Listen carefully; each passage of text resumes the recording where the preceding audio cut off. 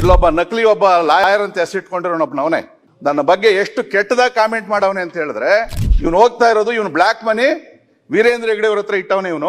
ಅವನು ಹೇಳ್ತಾನೆ ಧರ್ಮಸ್ಥಳದ ಪರವಾಗಿ ಯಾರು ಮಾತಾಡ್ತಾರೋ ಅವರ ಪರ್ಸನಲ್ ಏನಿದೆಯೋ ಅದನ್ನೆಲ್ಲ ತಗೊಂಡು ಮಾತಾಡ್ತೀನಿ ನಾನು ಅಂತಕ್ಕಂಥ ನೇರವಾಗಿ ಮಾತಾಡ್ತಾನೆ. ಗೃಹ ಸಚಿವರೇ, ನೀವು ಕೆಲವು ಕೇಸಲ್ಲಿ 500 ಕೋಟಿ ರೂಪಾಯಿ ತಗೊಂಡವನೆ ಅಂತ ಹೇಳವನೆ ಅವನು ನಕಲಿ ಲಾಯರ್, ನಿಮ್ಗೆ ಗೊತ್ತಿರಲಿ. ಆದ್ರೂ ಕೂಡ ನೀವು ಅದು ಯಾಕೋ ಮೂರನೇ ಕಣ್ಣು ತೆಗಿತಾನೆ ಇಲ್ಲ ನೀವು. ನಮಸ್ಕಾರ ಕರ್ನಾಟಕ. ಇವತ್ತು ಸದನದಲ್ಲಿ ಧರ್ಮಸ್ಥಳ ವಿಚಾರ ಚರ್ಚೆ ಆಗಿದೆ. ಅದರ ಜೊತೆಯಲ್ಲಿ ಯಲಹಂಕ MLA ವಿಶ್ವನಾಥ್ ನನ್ನ ಹೆಸರನ್ನು ತೆಗೆದುಕೊಂಡು ನಾನು ಅವನ ಬಗ್ಗೆ ಅಂತ ಅವನೇ ಅಂತಾನೆ ಈಗ ಅವನ ಕುಟುಂಬದ ಬಗ್ಗೆ ಏಕವಚನದಲ್ಲಿ ಮಾತಾಡಿದ್ದೀನಿ.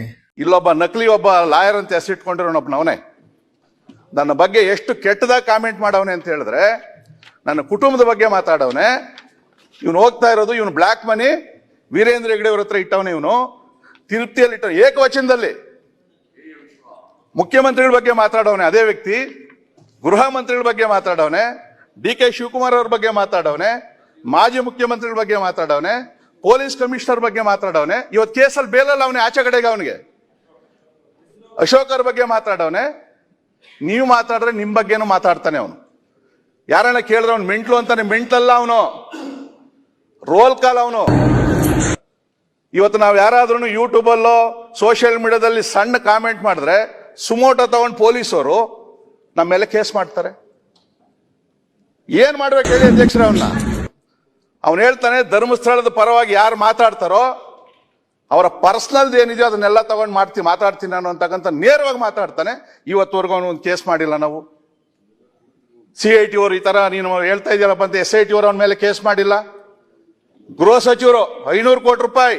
ಗೃಹ ಸಚಿವರೇ, ನೀವು ಕೆಲವು ಕೇಸಲ್ಲಿ 500 ಕೋಟಿ ರೂಪಾಯಿ ತಗೊಂಡವನೆ ಅಂತ ಹೇಳವನೆ ಅವನು ನಕಲಿ ಲಾಯರ್, ನಿಮ್ಗೆ ಗೊತ್ತಿರಲಿ. ಆದ್ರೂ ಕೂಡ ನೀವು ಅದು ಯಾಕೋ ಮೂರನೇ ಕಣ್ಣು ತೆಗಿತಾನೆ ಇಲ್ಲ ನೀವು. ನರೇಂದ್ರ ಸ್ವಾಮಿ ಅವರು ಇರೋ ಕಣ್ಣು ಮುಚ್ಕೊಂಡು ಕೂತ್ಕೊಂಡಿದ್ದೀರಾ ನೀವು. ನರೇಂದ್ರ ಸ್ವಾಮಿ ಅವರು ಕೂತ್ಕೊಳ್ಳಿ. ಡೇಂಜರ್ ಅಲ್ಲ, ಭಸ್ಮ ಆಗ್ಬೇಕಂತವ್ರು ಅಂತವ್ರು ಭಸ್ಮ ಆಗ್ಬೇಕು. ಇವತ್ತು SIT ತನಿಖೆಯಲ್ಲಿ ನಿಜವಾದ ತಪ್ಪಿದವ್ರನ್ನ ಭಸ್ಮ ಮಾಡ್ರಿ, ನಕಲಿ ಅವ್ರನ್ನು ಕೂಡ ಭಸ್ಮ ಮಾಡ್ಬೇಕು ನೀವು. ನಿಮ್ಮ ಹೆಸರು ಜಗತ್ ಜಾಹೀರ್ ಆಗ್ತದೆ ಅದರಲ್ಲಿ. ಇವತ್ತು ನಾವು SIT ತನಿಖೆಗೆ ಯಾಕೆ ಒಪ್ಕೊಂಡಿರೋದು ಅಂದ್ರೆ ಇದಕ್ಕೊಂದು ಅಂತ್ಯ ಆಡ್ಬೇಕು. ನಾಳೆ ತಿರ್ಗಾ ಇವತ್ತು ಸರ್ಕಾರಕ್ಕೂ ಕೂಡ ಇಲ್ಲ, ಇರೋ ಕಣ್ಣು ಮುಚ್ಕೊಂಡು ಕನ್ನಡ ಹಾಕೊಂಡು ಕುಂತವ್ರೆ. ಅದೇ ಸಮಸ್ಯೆ ಆಗಿರೋದು ನಮಗೆ. ಯಾಕೆ ವಿಶ್ವನಾಥ್ ಯಾಕೆ ಮಾತಾಡಬಾರ್ದು?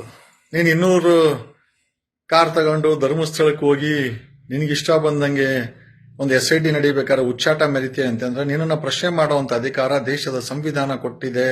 MLA ವಿಶ್ವ, ನೀನೇ ಅನ್ಕೊಂಡ್ಬಿಟ್ಟಿದ್ಯಾ? ಸರ್ವಾಧಿಕಾರಿ ಅನ್ಕೊಂಡ್ಬಿಟ್ಟಿದ್ಯಾ?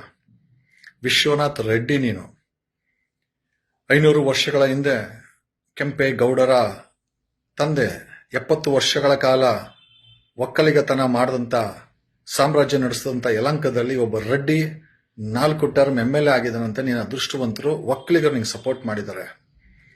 ಅಂಡ್ ಕಮಿಂಗ್ ಸ್ಟ್ರೈಟ್ ಟು, ನೀನೇನು ತುಂಬ ದೊಡ್ಡ ಸಾಚಾನೂ ಅಲ್ಲ. ನಾವು ಹೋಮ್ ಮಿನಿಸ್ಟರ್ ಬಗ್ಗೆ 500 ಕೋಟಿನ ಹೋಮ್ ಮಿನಿಸ್ಟರ್ನ ಕೇಳಿ ದಾಖಲೆ ಸಮೇತ ಕೊಡ್ತೀನಿ. ಓಕೆ, ಈಗ ನಿನ್ನ ಬಗ್ಗೆ ದಾಖಲೆ ಸಮೇತ ಕೊಡಕ್ ಮುಂಚೆ ತಾವು ಅಸೆಂಬ್ಲಿ ಅಂತಂದ್ರೆ ಅದು ಒಂದು ರೀತಿಯ ಕಾನ್ಸ್ಟಿಟ್ಯೂಷನಲ್ ಟೆಂಪಲ್ ಇದ್ದಂಗೆ, ಒಂದು ದೇವಸ್ಥಾನದಲ್ಲಿ ಸುಳ್ಳನ್ನು ನೋಡ್ತಿದ್ಯಾ. ನಾನೊಬ್ಬ ನಕಲಿ ಲಾಯರ್ ಅಂತ.